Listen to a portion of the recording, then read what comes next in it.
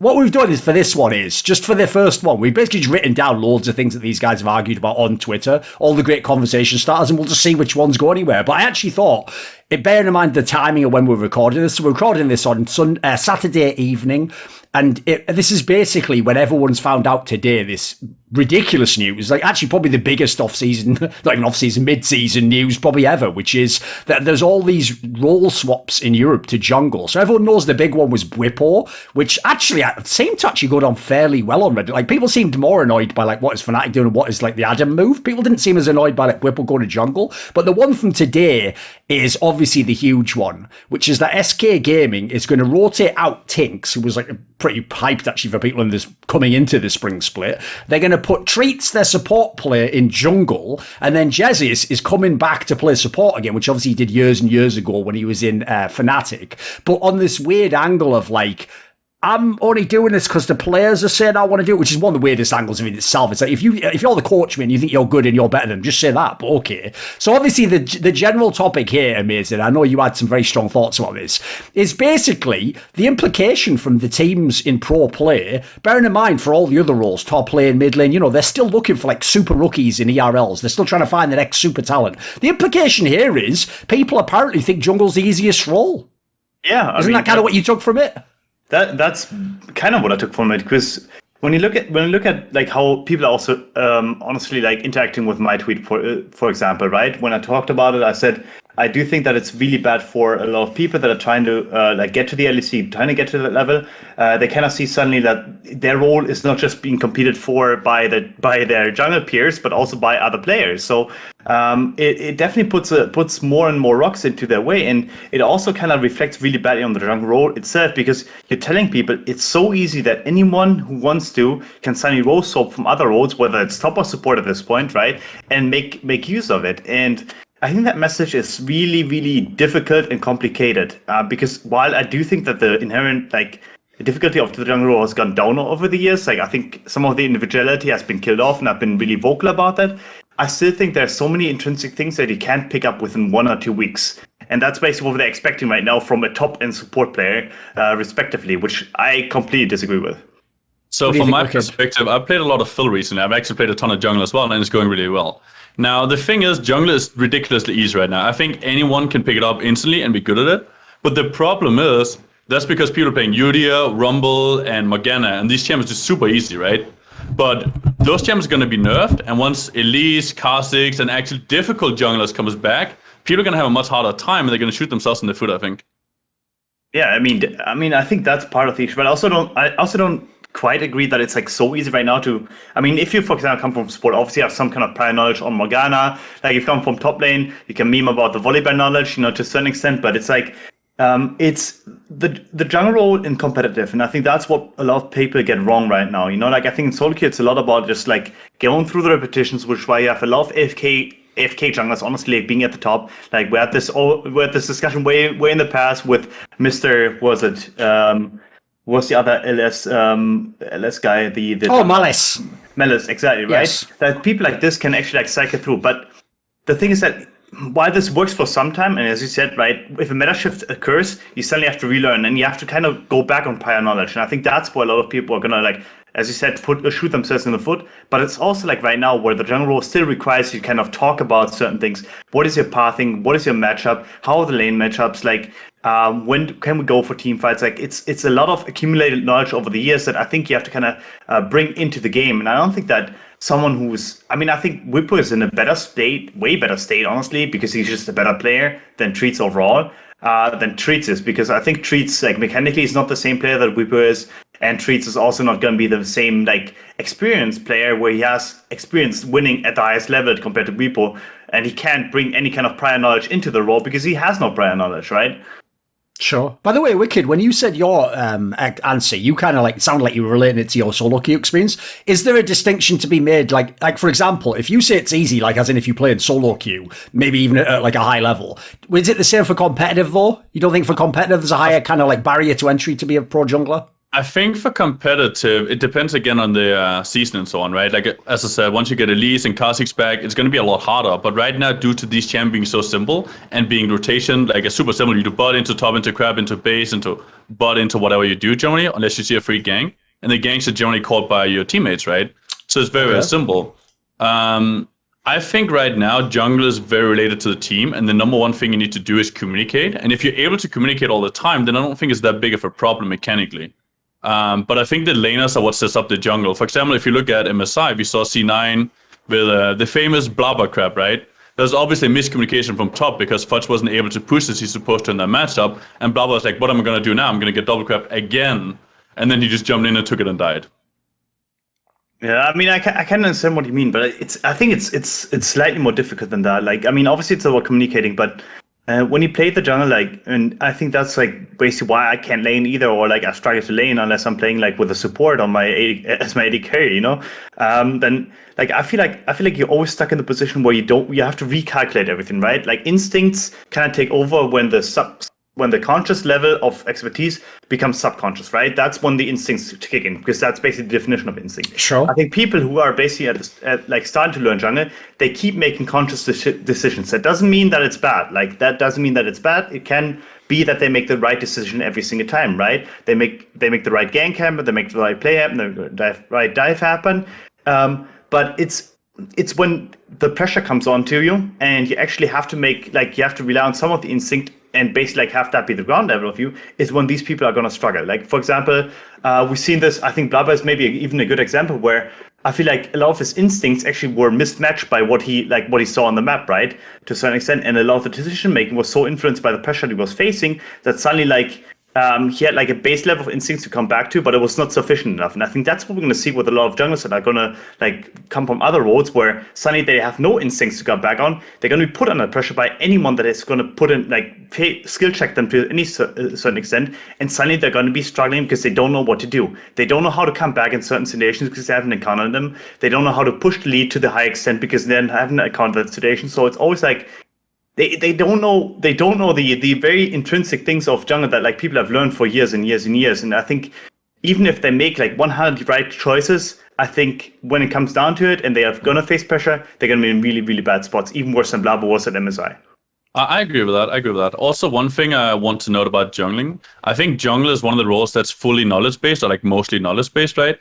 So when you get into a matchup where you're actually supposed to be aggressive and invade, I think that's when people are going to struggle, because a lot of people just be like, okay, this is my standard pathing, this is what I do every time, I'm just going to go through the motion, but they're never going to see the opportunities where it's like, oh, I could invade right over here because he's a little bit slower than me, and then I can kill him, and we can snowball the entire game off that, right? So I think that's something we'll see massive problems with. Yeah, I agree. Yeah, the thing I have as a problem with this is I kind of like... The weird thing is I'm torn on this issue, because on the one hand, like I actually think if you look at the history of role swaps, the most obvious roles to swap to are support and jungle, and it's for people who maybe they're not going to be the best later, but they have like a very good mind for the game or something like that, you know. So obviously these are the roles where like I don't hate the idea of like the swap as a concept. My problem is like the specific cases like this one. Like I agree on the traits one. Like mate, he's only just had the bloody redemption arc as a support player at the pro level, and now he's already going to swap over the other one, and that's I kind of alluded to. There's obviously the whole fucking can of worms of fuckery, which we might not get into, but it's sort of implied by the whole Jesus angle. Because as I say, that whole thing where he's sort of like, oh, I don't want to do this, guys, honest. Like, you know, the players want me to do it. It's like, mate, well, why are you doing who's the coach? You or the players? You obviously literally agree with it or had the idea in the first place. Like, there's no way the players come to you and go, oh, player, please, coach. And then you're like, but I don't actually think I should play. I better do it since you guys say so. That, in my opinion, you do that purposely to just cover yourself from any like accusations that you put yourself in. Essentially you did. And if you think it's the right move, by the way, just fucking own it. Just say I think it's the right move. And you know what? If you end up being right, then we'll all have to fucking praise you, won't we? And you have to get your credit that you deserve. So that's a whole separate topic on that one. But my issue with this is the where I kind of like heavily agree with him is it's all well and good. Like I agree. Basic concept of like, can anyone just sort of farm as a Udyr and probably be okay in a bunch of games? Yeah, probably. But my problem is there's two main factors here. One is like, first of all, like he says, any kind of a pressure situation, so like the playoffs, for example, like in my opinion, what actually ruins a lot of scenarios in games like League is that people, I actually think, by the way, this is what happens to like teams like Cloud9 at MSI. What happens is they actually start like thinking consciously about the game. Like they start thinking, oh, fuck, this is all going wrong. And they're trying to just like in the split second come up with a totally different game plan. It's what I've seen NA do at so many international tournaments. Whereas in my opinion, it's like all those great coach quotes go, like, you're supposed to play the way you practice. So whatever you did in practice, like, it's too late now. You can't rehaul your whole game in the middle of a match now. You got to just do whatever you practiced. So in my opinion, like, you look at like the really great junglers. I even think of some of the ones that were in NA that were really good, like Smithy, Meteos. Half of what makes these guys good had nothing to do with like them being on their strongest champion, being ahead in the game. Like with Meteos, I remember someone made this point years ago and I couldn't unsee it once he said it. It happened in so many games. Like this guy would literally just change his path in like super early in the game, like just almost intuitively in the response to what the other jungler did. Like that's fucking insanely hard. If people don't know, you don't just make up your path on the split spot like that. Like you go in with a game plan of what you want to do, and this guy could just easily on the fly do it, which suggests to me his comfort must be unreal when what to normally would throw you off happens. And then the other angle is like, it's someone like Smithy. How many fucking games did this guy still win when he was behind in the jungle? I always tell people this. Listen, everyone's dreaming of the scenario where you get your pick that you like, a matchup you like, you get ahead, your lanes are all ahead. At that point, you almost can't make the wrong decision. Like you just don't make optimal decisions. How about a game where there is no lane to gank, where you're just behind the other guys and they got all the objective content? Like these are the scenarios you can't train the guy that. Like it takes a lot of experience to get to that level, in my opinion. So like here's the thing, I don't necessarily hate it for like smaller teams. This is why, in my opinion, the Fnatic one's the big gamble, because they're also in theory trying to be a contender and doing a fucking crazy move. Like SK was borderline playoff team anyway. Like whatever. To them, I don't agree with it, but I can sort of see why they might fuck around and do something stupid. The Fnatic one's the one that's a killer to me, because no matter how good you think Bwipo is, that's not the question. The question is there a jungler in Europe who doesn't play an LEC who's better than Bwipo? The answer's got to be yes. It's got to be. Like the answer cannot be no. He is not like the fucking 10th best jungler in Europe, is he? Like he's never even played the role. So do you have any thoughts on this? Do you have any comeback to any of that? I actually think it's like, the issue that I see with it now, it's partially obviously about the contending part for Fnatic, right? Like it's part of the issue. I do think there are better junglers outside of the LEC right now. I mean, we have one popular example who got kicked for whatever reason. I don't know. Something must have happened behind the scenes. Like Gillis is, of course, Gillis is 100% one of the at least top 5 junglers, probably top 4 junglers in the EU right now. Like when I looked at the split, the impact he had, even if he was led by Abedaga or whatever it is, if there were kind of internal issues, like this guy still put his money where his mouth is and he was clutch. He actually did the things he had to do and he didn't mind forcing. I see Bwipo maybe being able to compete for the top 5, but I guess the precedent that it sets is like the overarching issue. It's like, I already talked about this a bit, but it's also about like what are you telling your fans? What are you telling your fans, right? Like we can't come up with anything better, like any better idea right now than putting Bwipo in the jungle. Maybe one thing, but it's also like how, like as you said, right? The smaller teams could get away with it, the bigger teams cannot, because it's such. I feel it's unprofessional to the point where it's like you legitimately like force someone into a different role or bring someone into a different role without even considering the other options that he could. And then you're like, hey, we're going to stick with this. And this is like what we're going to do right now, right? Like it feels unprofessional because you wouldn't consider this in most other circumstances with the amount of preparation time you have, right? You only have 3 weeks to prepare, and suddenly you put someone in a different role. If this was an off season like Perks and Caps, like this is a respectful approach to the game and to the role, I guess. More or less to the game actually. Then you tell him, hey, you have like 3 months to prepare right now, get your 80k ready. And we saw what happened to Perks when he started out as an 80k, right, in 2019. He actually sucked for half of the split, even if the full split, and then kind of kept like increasing his value, became better towards like playoffs and then MSI. And this guy may be the GOAT in EU, right? Yes. And what it treats the GOAT of EU, is Bwipo a GOAT of EU? You're putting these people in the same night as these people, but you're giving them less time preparing, which is like inherently disingenuous towards the game and towards the role itself. But it's also something I think is really important, right? If you look at the Perk situation, you got Caps, who's like the number 1 mid laner at that point, right? He was amazing. And then you get Perks, who's also good at, he was doing it already in solo queue from what I know. He was already good at 80 carry, or decent at least, right? But the thing is, with Bwipo, I actually consider Bwipo one of the best tops in Europe right now. I think he's really, really good. Sure. And why is he changing? You don't need to change Bwipo, and he's that good. And who are they going to get to replace him? And is he going to be the best jungler? I don't think so. As you said, the Gilius, he's really good. I even think Tunks is good, who is getting replaced from SK Gaming.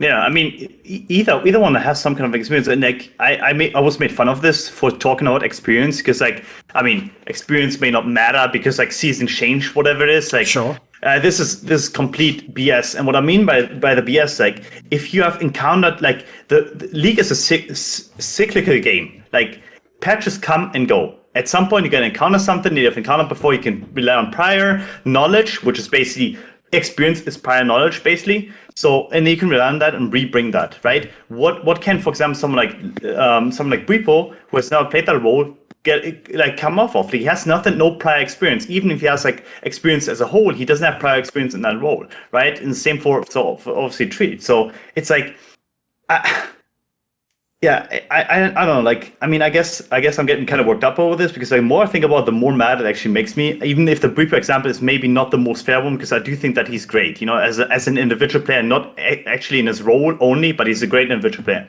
But just overall, the lack of decency people show towards how serious I believe like any role should be taken, because we wouldn't do the same thing for any other role. It's not like you put the jungler into the AD carry and you'll be like, hey, this guy has knowledge and mechanics, so he must be good on AD carry. That doesn't happen, right? Like, even if the jungler role is easy, every other role, people have knowledge about it and understand the roles, but they don't understand the specifics, and we treat them with more respect than we do for the jungler role. Oh, I also had another point. I forgot to mention this one actually earlier, but this was based on what Wicked said about like the fact that at the moment, you know, you just respond to the laners. I can see why as a laner you'd say that, mate, but this is a point I think Dom has made that I think is actually like, it should literally be like a rule of the jungle. It's like at the pro level, a pro level jungler has to be the man who can say no. He has to know which laner to say, like, I'm not coming to fix your wave right now. It's going to fuck the whole, like, my path will be done. I can't fix it anyway. You fucked it. Like, basically, the problem is, in theory, I agree. Like, right now, if all the laners, like, essentially, if they could all telepathically understand, like, it's actually you who needs it more now. Yeah, you tell him. Then, yeah, it'd be fine. The jungler could just follow you. But as far as I can tell, in, like, pro play, half the game of being a jungler is knowing when you be selfish, when you can be unselfish, when you have to be, like, to actually save the game, you have to tell someone no, even though in the short term, you know, they do need help for some reason. Like, that feels like that's like half of the fucking battle these junglers have. Like, a lot of the times you notice when they kick junglers, they don't say the guy's bad, they just say, you know, we had different visions of the game or some bullshit. Like, that's half of what it is as far as I can tell. I agree with that to some extent. What I mean more is that the laners saying what they need to do is more like, we need help, I need help to push this out. And then the jungler can be like, I'm coming in 30 seconds or 60 seconds or like 90 seconds, or I can't come at all, right? Sure. I think right now, most of the time you can pre-plan it due to how simple the meta is right now with the champions. And that's also why I said earlier, all the champions you play right now are just very simple, but once it changes, everything's going to change completely. And the junglers that are coming in, like Tweets and so on, I think are going to suffer completely. I don't see them playing a good Kha'Zix and invading junglers that actually need to make difficult decisions. Because I think Rumble, I played the champion, I don't think you ever need to make a difficult decision with this champion. No, you just know whether or not you win 1v1, I guess. And if you do win 1v1, you contest the crap, right? And you just ask for help from laners. Like, I mean, yeah, I don't think that decision making per se is that hard. You know, it's more, it's definitely, it becomes harder. As you said, like with carry junglers, it also becomes harder when like certain matchups change on the lanes. You know, like right now the meta, I feel like it's really simplified. Like you don't really have to play around top lane unless you have to fix a wave. Bot lane, you kind of like make plays with Leona, but it's Leona and others, but it's mostly if they roam off of the lanes that you kind of make plays onto mid lane and translate that into other roads, right? So it's like the meta feels simple right now, but it's also due to the entire game state. It's not just the jungle, right? It's everything that kind of leads to it. So it's multifaceted, and I don't know. Like I think if bot lane becomes more explosive and people have to play more for 3-3s, like then like for example the experience that we talked about, like in terms of like for example in the jungle you have to give up more than in order to be bottom more often, that kind of thing, that kind of balance will be lost. And I think if the decision making in any kind of sense becomes more difficult, then everyone that has not played jungle before, especially in seasons 4 to 8, honestly, will be struggling, because that's basically what we're going to reverse towards. Because season 9 and 10 and 11 have been kind of similar, just season 8 and before have been different in terms of like how the jungle is treated and how the jungle is viewed.